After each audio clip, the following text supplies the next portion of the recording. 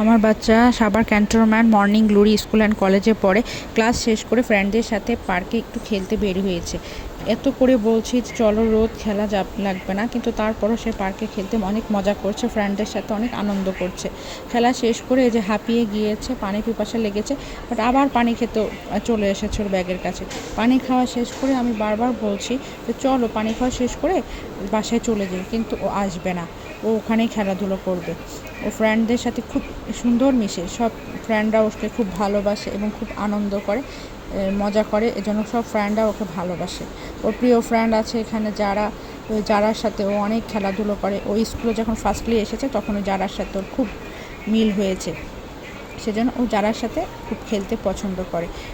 এই যে ওর ফ্রেন্ড, এই যে যারার সাথে ও অনেক আনন্দ, ফার্স্ট ফ্রেন্ড ওর এই স্কুলে যারা, এই যারার জন্য ও অনেক পাগল। এই যারার জন্য সাথে খেলার জন্য ও অনেক আনন্দ ফুর্তি, এবং যারাকে খুব লাইক করে বিধায় ওর যারার সাথেই খেলতে চায় শুধু।